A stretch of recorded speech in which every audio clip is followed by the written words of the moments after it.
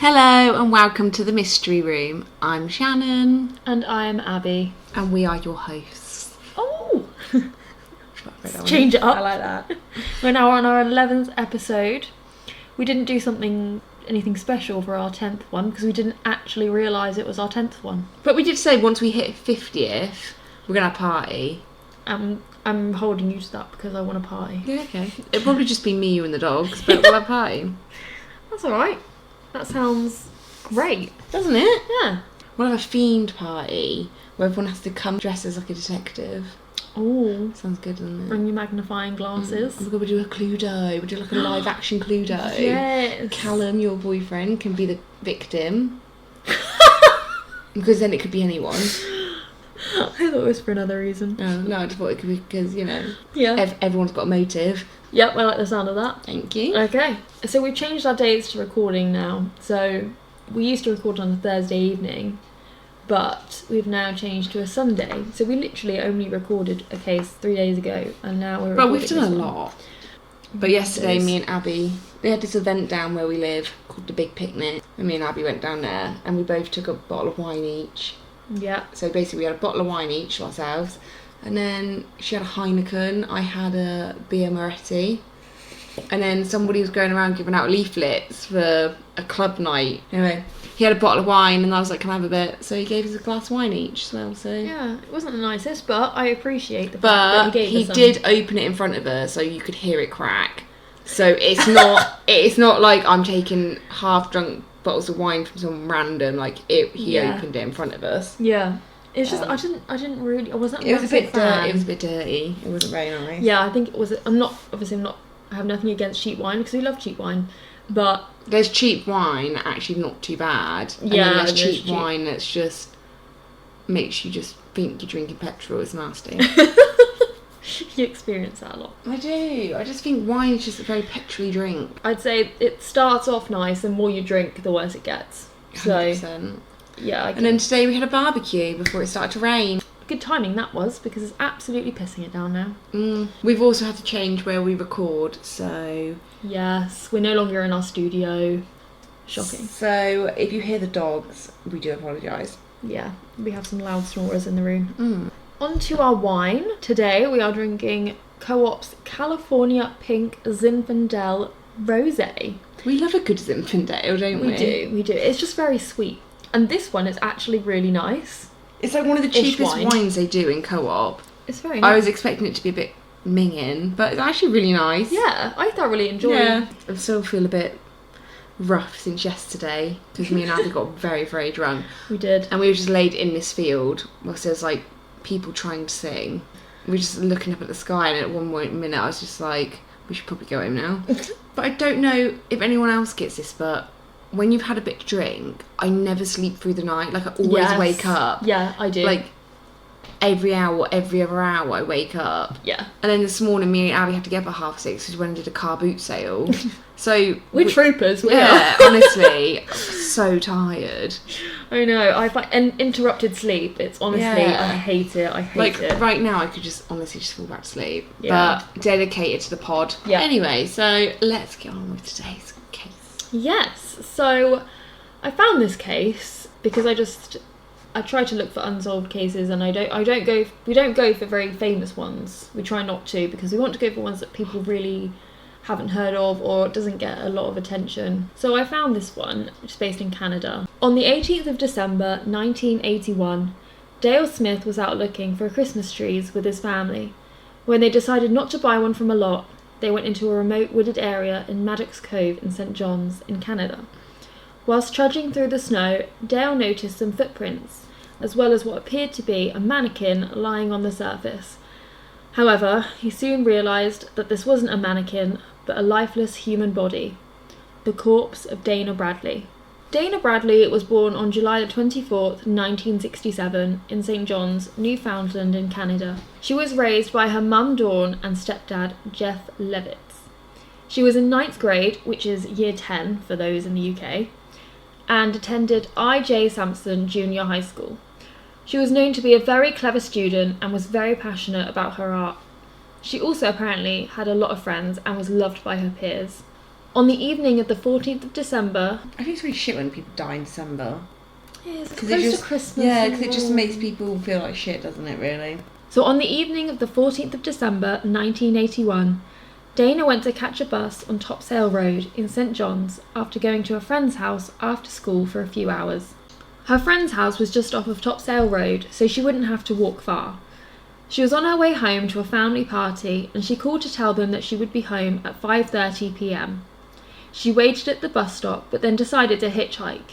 Oh my god. What is it with people in hitchhiking? I don't think we told them the story. So, like, last week when we went to Wales, we went to Dobby's Grave at Freshwater West, and on the way back, there's some random bloke just hitchhiking in the middle, literally in the middle of nowhere. Was he? Yes, like a really, really, like, weird bloke. Oh. And I was thinking, 100%, get in my car and you're going to kill us all. Honestly, dodgy. I would never ever pick up a hitchhiker, and I would never ever hitchhike. I don't know why people still do it. Oh, it's crazy. There's like serial killers everywhere now. Well, I'd say there was more back then because it was obviously a bit easier to get away with. But now... But my friend, she gave someone a lift back from Cardiff because she was going the same way. That's generous. I know, I wouldn't do that. No. Anyway, he put his bag in the boot, and they started driving, and he just turned to her, and he said like something really weird, like, would you like your throat slit or something like that? And she was just like... I'm sorry? Yeah, that's what she was like, sorry, what? And he's like, oh, nothing. And then he asked her again. And then... What the fuck? Yeah, honestly. And then she was like, oh my god, there's something wrong with my... Like, a few minutes later, she was like, oh, there's something wrong with my car. She pulled over and she was like, oh, can you just go out and have a look? So... Tell me straight off. No. At first, he was like, no, there's nothing wrong with it. Carry on driving. And she was like, no, seriously, please, can you have a look because if there's something wrong with my car, we're gonna have to get towed. Anyway, he got out. She drove off and left him. Went to the police station. They opened the bag that he put in the boot, and there was a axe in there. No. Yes. That's so Isn't that scary. spooky? Imagine if she didn't pull over. Yeah. Imagine. Why would you? I'm sorry, babe. You're gonna go kill someone. You wouldn't go to. Would you like your throat slit? Yeah, you're sort of landing yourself in it. Yeah, there, like, that is so weird. Anyway, you're begging to be known that you're a serial killer. So, I'm sorry, but back then, I'd get a bit, public transport's a little bit scarce, but nowadays, there's public transport, get a bus. That's so scary. Isn't that scary? Can't believe that happened. Like, you hear it happen to other people, but you don't think it'll happen To people you know. Yeah. This night, Harry Smeaton and his brother John were selling Christmas trees by the bus stop. Due to slow business, the brothers had been sitting in the truck, people watching. They allegedly saw Dana at 5:20 p.m. getting into a beige four-door Dodge Dart or Plymouth Valiant with a male driver. I did have to Google these cars because I have no idea what they are, never heard of them, but they are very old cars. They also said that they remembered that the male had to open the passenger side door from the inside due to a broken handle. Frustratingly, the brothers didn't remember the registration of the car, but that it was very rusty. Apparently, hitchhiking was a common occurrence in the area at this time. Sadly, as I think you can all guess, Dana didn't make it home this night, and she was never seen again. When she did not arrive home, the family grew concerned, especially as Dana had called her family just before leaving her friend's house. This is when they reported her missing to the Royal Newfoundland Police Department. The police began their investigation to look for Dana. Her case drew a lot of media attention. As well as publishing her picture, news outlets also posted the cowboy boots and blue pants she was wearing the day she disappeared. A sketch was also drawn of the man last seen with Dana, which was widely circulated. 4 days later, her remains were found by Dale Smith. Dale's wife told him that she believed it was Dana. The couple took their children back to their truck so they wouldn't see the horrific sight of Dana's poor, limp body. Dale flagged down a man nearby and asked if he would keep an eye on the area whilst Dale went home to call the police. When the police arrived, it didn't take long for them to start the investigation into the crime scene. They searched the nearby woods, looking for anything that may relate to the case. The area her body was discovered was miles away from where she was picked up. She was laid out in a, quote, burial fashion, and her school books had been tucked under her arm, which led police to believe that the killer was remorseful. The principal of Dana's school at the time was getting ready to chaperone a dance at the school when the news broke of her murder. He, along with other teachers, offered support to students. The autopsy of her body showed she had suffered multiple skull fractures from a blunt object and she had been sexually assaulted. The examiner also concluded that she was likely killed on the same day she disappeared. The investigation has been described as the most expensive and exhaustive murder investigation in Canadian history. Thousands of tips were received and investigated, with hundreds of people being interviewed. More than 800 cars matching the description of the suspect's vehicle was also examined. For a few years after the murder, things were quiet. Police continued to investigate tips coming in, but there were no major breakthroughs. In 1982, a man was arrested in relation to the case. He was sentenced to 9 months after repeatedly harassing Dana's family home with phone calls about her murder. Then, in 1986, the chief inspector in the case received a note that linked a man named David Summerton to Dana's murder. David was an ex-convict, and when confronted, he admitted to killing her. He later claimed that this confession was coerced after spending 18 hours in confinement, and the murder charges were halted. He was interrogated for those 18 hours and had a history of substance abuse and mental illness. After being interviewed by the media, David said, quote, "I was on the verge of flipping out on them, and I was in a suicidal state in the room. I said, have me charged or get me out of this room. And then I started telling them where the car was. Then I told them where the murder weapon was. I was doing anything to get them to back off and get me out of that room, including confessing." He was later convicted of public mischief in relation to the false confession and sentenced to 2 years in prison. Why would you confess to something you didn't do? Well, he said it was to get them off his back and so he could get out that room. He was abusing substances, as well as the fact that he had mental health issues. As it goes on, it kind of infuriates me a bit. Like, there's a bit more, not about him, but just about Crappy this police work. force. Yeah, of course. In 1991, the Newfoundland Broadcasting Corporation had the Dana Bradley case reenacted and played it on the local news. They did this in the hopes that it might jog someone's memory.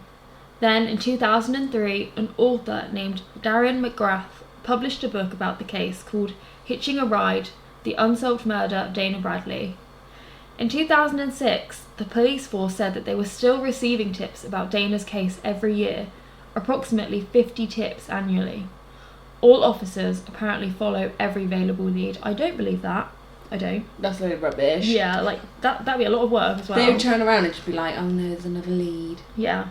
In 2014, a man named Robert came forward to claim that he had witnessed Dana's death when he was very young.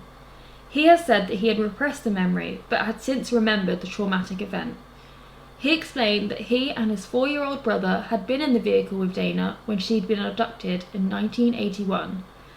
Apparently, the car belonged to his dad, but was being driven by a convicted paedophile named Thomas Carey. The story Robert had told was that Carrie had picked up Dana when she was trying to get a lift home, and she had been comfortable getting into the vehicle with him because of the 2 young children in the back, Robert and his brother. She had talked to them during the drive and had given Carrie her address. However, she became frightened when he kept driving and finally stopped at a heavily wooded area. It was there that Carrie had tried to put the moves on her, and Bradley had fought back. He ended up hitting her over the head with a tire iron and putting her body in the trunk of his car. Carrie then drove to Maddox Cove and dumped her body there, washing her face and putting her school books under her arm. Carrie had said that he had hoped the young girl would wake up and go to school the next day.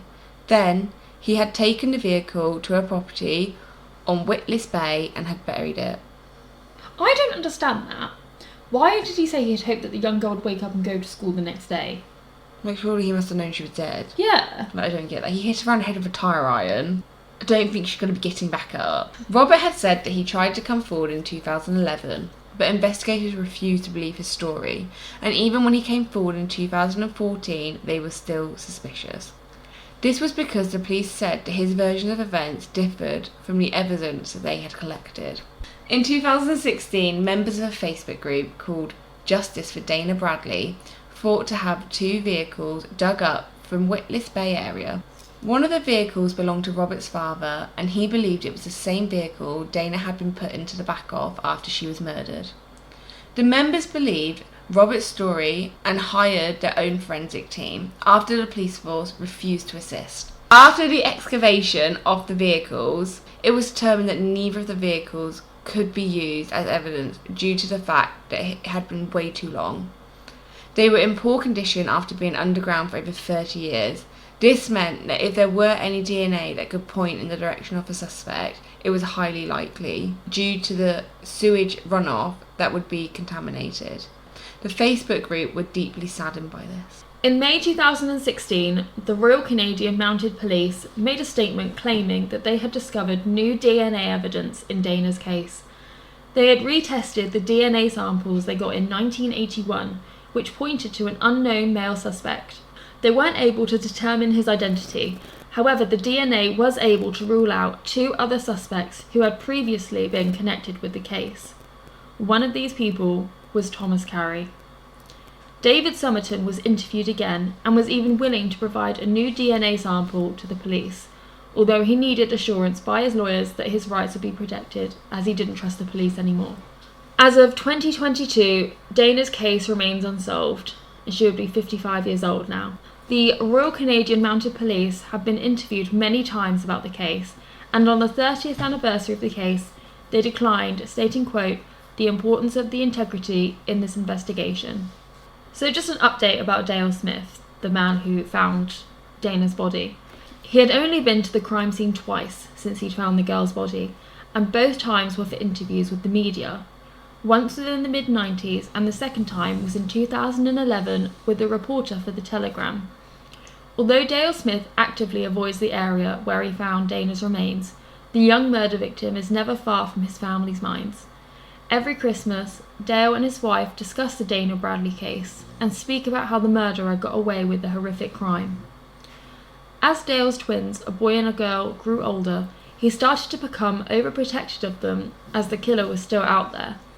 He feared especially for his daughter's safety, fearing that she might end up the same way that Dana had.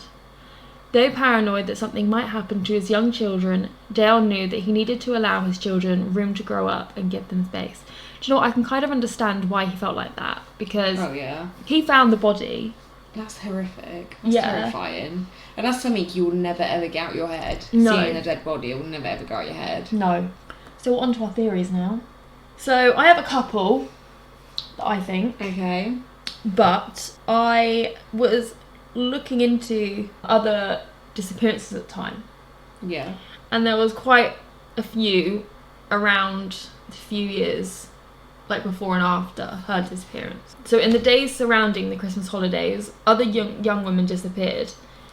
It is believed that Sharon Drover intended to hitchhike home on December 29th, 1978 before disappearing. Henrietta Millick went missing after being harassed at a bar on December 10th, 1982. And Pamela Asprey went missing after getting into a car on November 12th, 1984. And another young woman went missing after getting into a vehicle on November 12th, 1984. I didn't actually look into, I probably should have, I didn't actually look into if they were unsolved. So there could be a serial killer on the loose? Yes, that's a big theory for me. And considering that a couple of those were hitchhikers.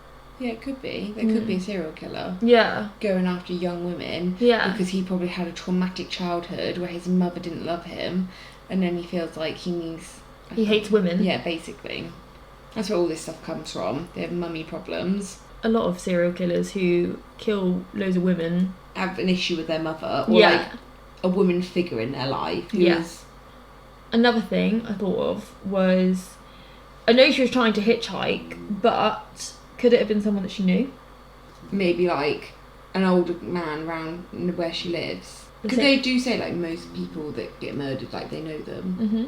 Being murdered by a stranger is rare. Yeah. Like you're more likely to be killed by someone you know. So it could have been a similar situation with what Robert said about Thomas Carey. He tried to sexually assault her. She fought back, and then he was like, nope. It's hard to believe, because it's like, is he just having like false memories? Because that just happened. Or is he just saying the story because he wants a bit of fame? Yeah.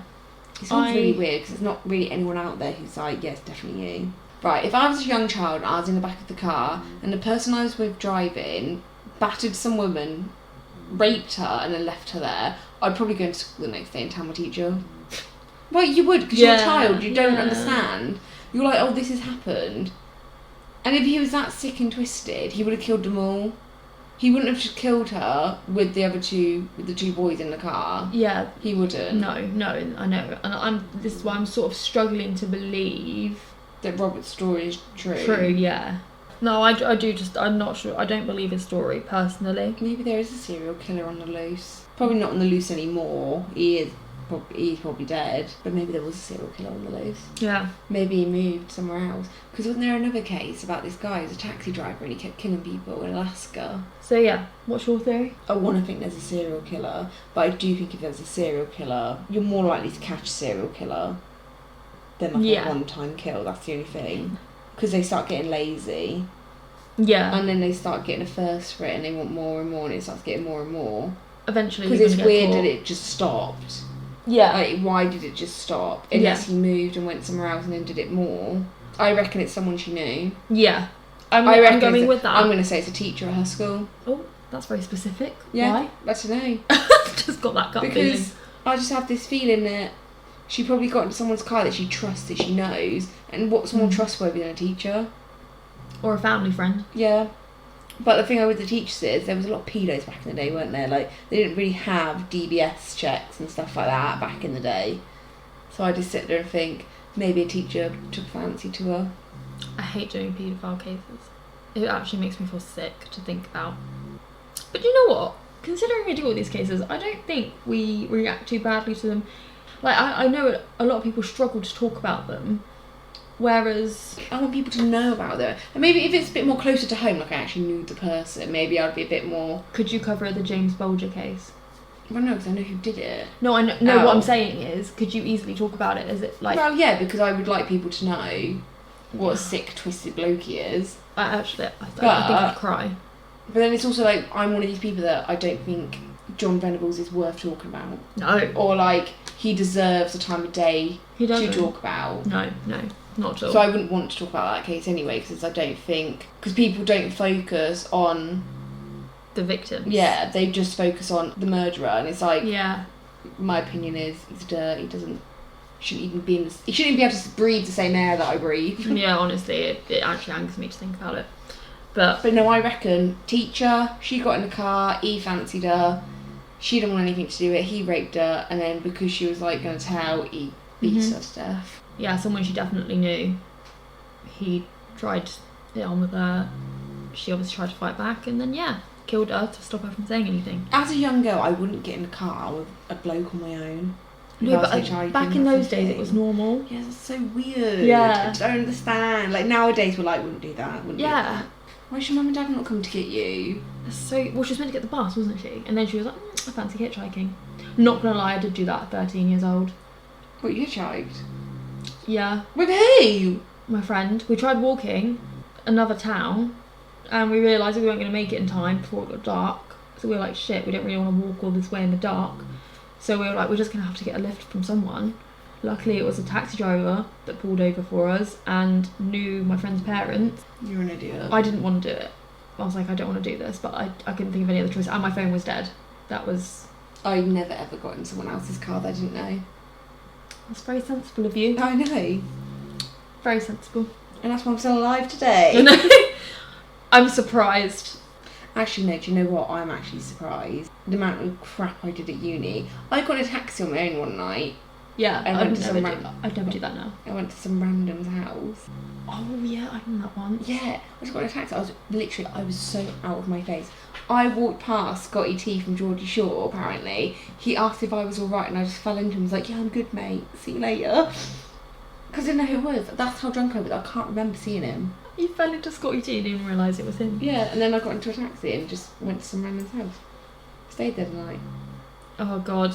That's what I mean. I'm surprised I've not died. It's actually really scary to think about. Like, all that stuff we did back then, I would never ever do now. I'm so stupid. I'm actually so stupid. Learn from the mistakes. So that's it for today's case. I think it was a relatively short one, mainly because it's so old, not really a lot of evidence or suspects came from this, but again, it's not a well-known one, and I like to cover the not well-known ones because it's important to spread awareness about these non-famous unsolved cases, because you never know, you might jog someone's memory. Yeah, and that's what I mean. Someone might sit there going, I remember that case. Yeah. I remember seeing something. So, no, I get it. I like it. So, I haven't actually done this before, but I think it's good to add into these unsolved cases. But for anyone who is American-based, Canadian-based, or anyone from around the world that was in Canada around that time, you can actually contact the Royal Canadian Mounted Police.